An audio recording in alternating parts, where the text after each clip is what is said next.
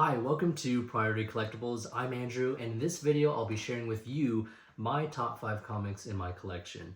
This video was inspired by a tag challenge where collectors show off their top 5 comics. It was started by a comic book channel called Alex The Comic Hoarder. I've seen multiple of his videos throughout the years and they're pretty good. If you'd like to see his channel or any of the channels I'll be tagging, I'll leave a link to them down in the description below. So on that note, part of the challenge is to tag 3 other channels to participate. So the 3 people I'll be tagging is number 1, Thomas from Comic Book Investments. His channel is one of my favorites to watch every week regarding comic books.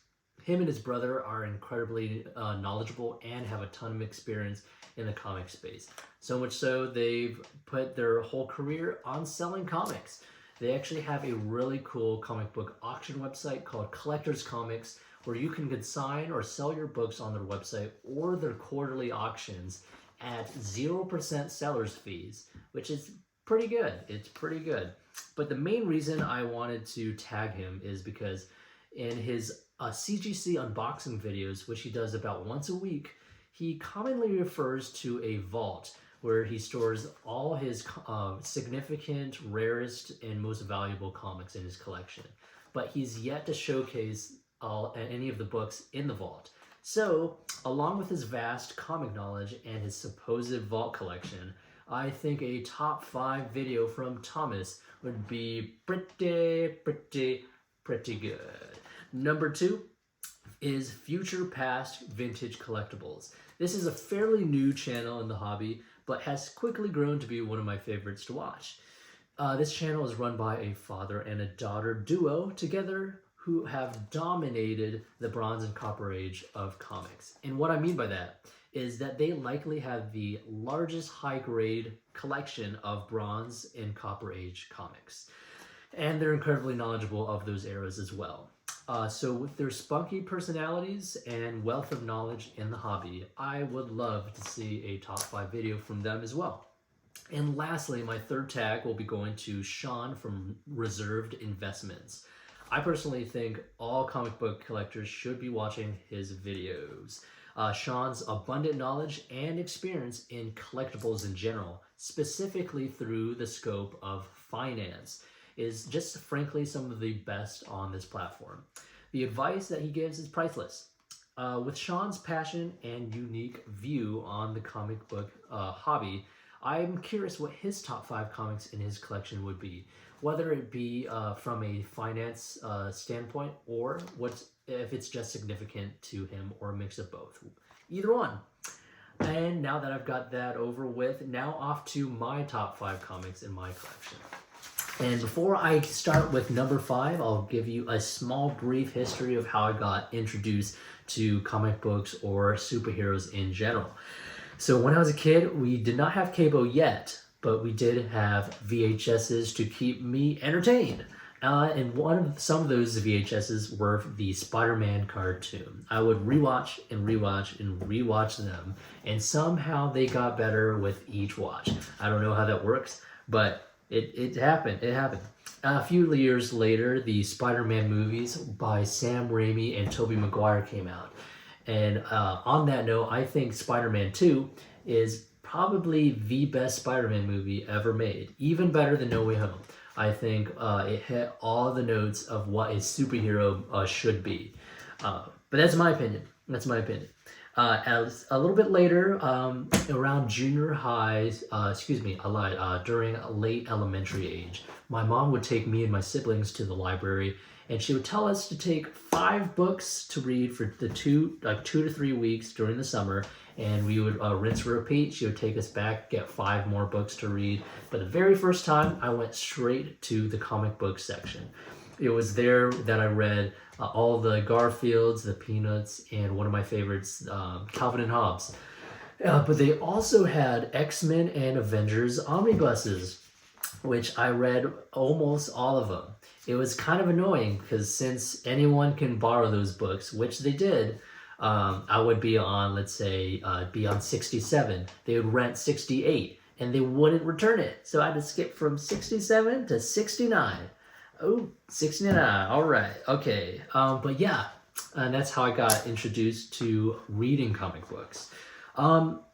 Which leads me to number 5. When in junior high, one of my friends brought me to a comic book shop in Mesa called Gotham City Comics.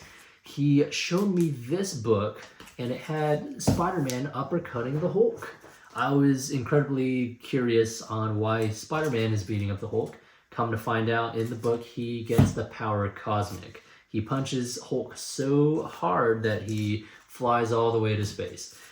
It's interesting, but it's significant to me in the way that this is the first comic book I ever purchased with my own money. So that's why it is on my top 5.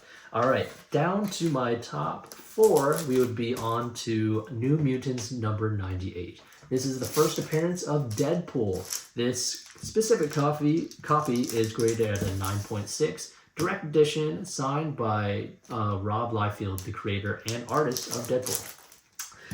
But the reason why this book in general is significant to me is me and my family went to visit my sister when I was in high school.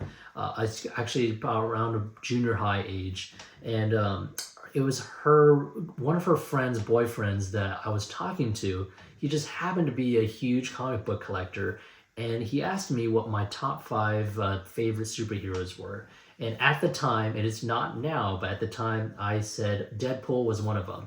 And the day before I left back home, he gave me this, not this book, but he gave me a copy of New Mutants 98.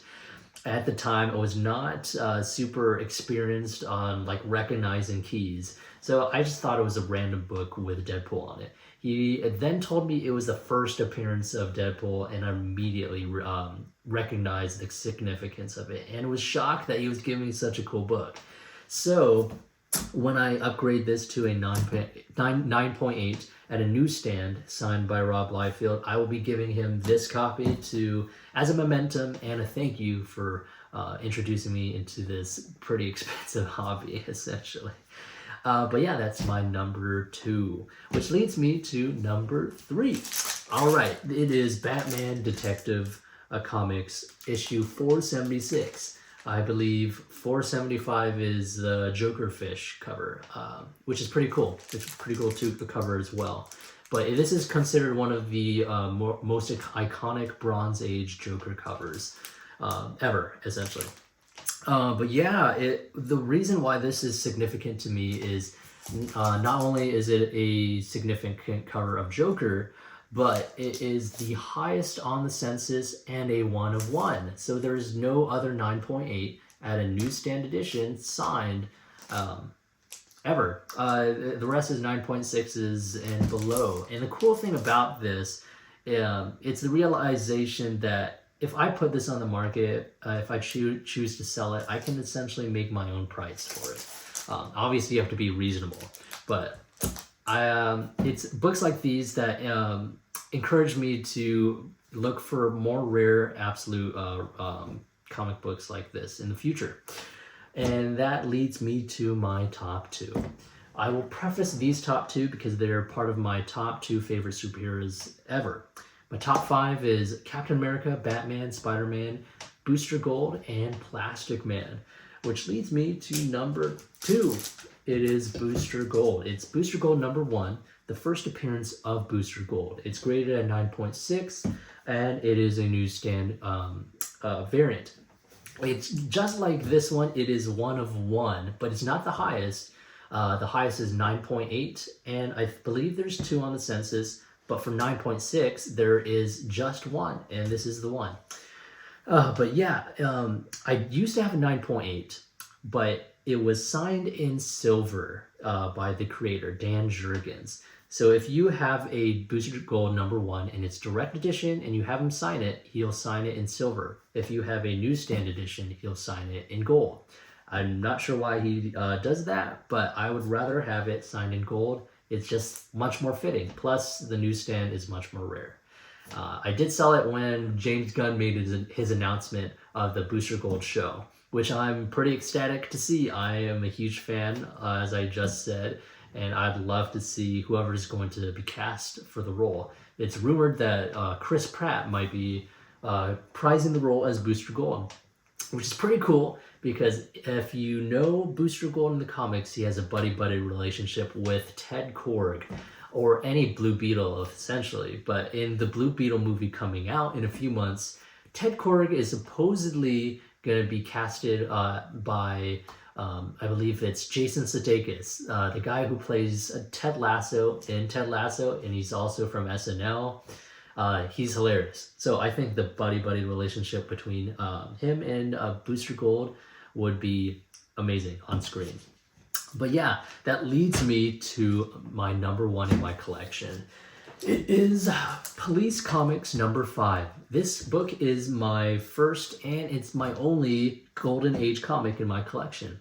The significance is it is the first full cover appearance of Plastic Man on a book. His first ever appearance was in Police Comics number 1.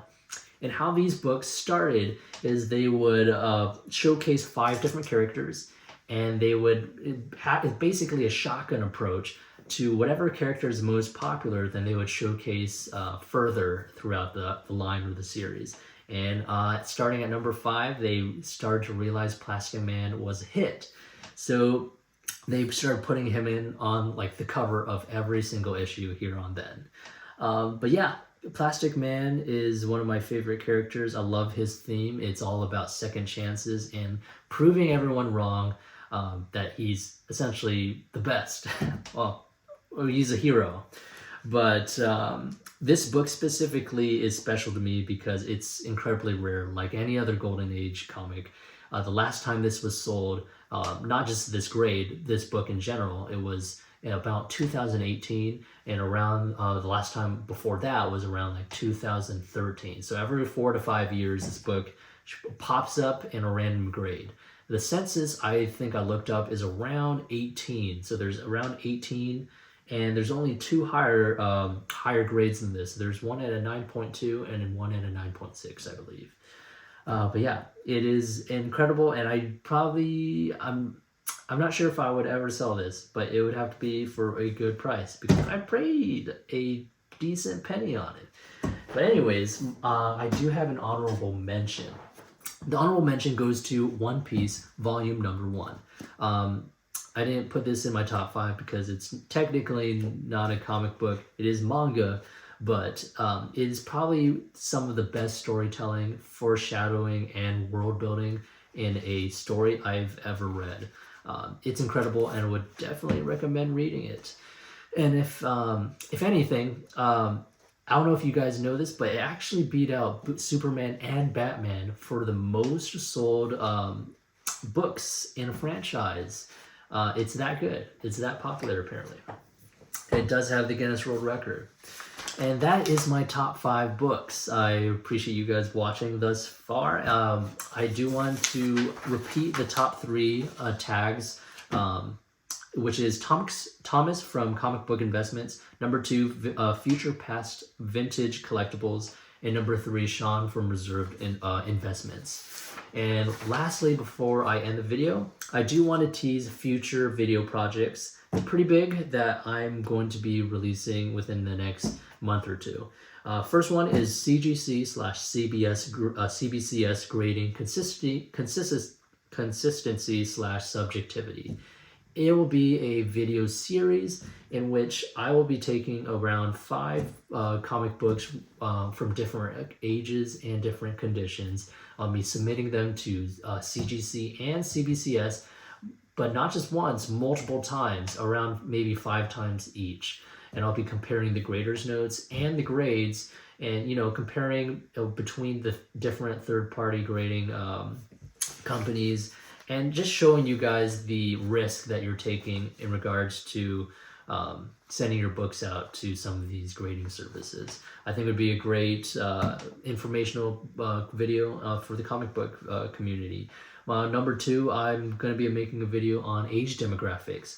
So I believe determining the age demographic of people collecting and reading comics today and probably in the future will determine the value and the continuance of comic books in the future. I think that's going to be a really interesting video down the line.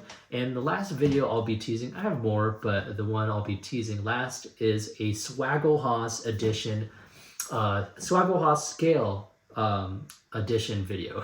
So Swaggle is another YouTuber that makes comic book content. Occasionally he likes to make videos where he takes out his whiteboard and talks about certain technicalities in the comic book market. One of them, he made a scale called the Swaggle scale that determines the value of any book, essentially. There are 5 factors in that scale that I think he not necessarily missed, but I think would be a great addition to the scale to value, any comic ever. I think that would be a really cool video. But yeah, that is it. Thank you so much for watching. And if you haven't made your own top 5 video, I would strongly recommend it. You don't have to be tagged. It's just really fun. Thanks again for watching, and I'll see you guys later.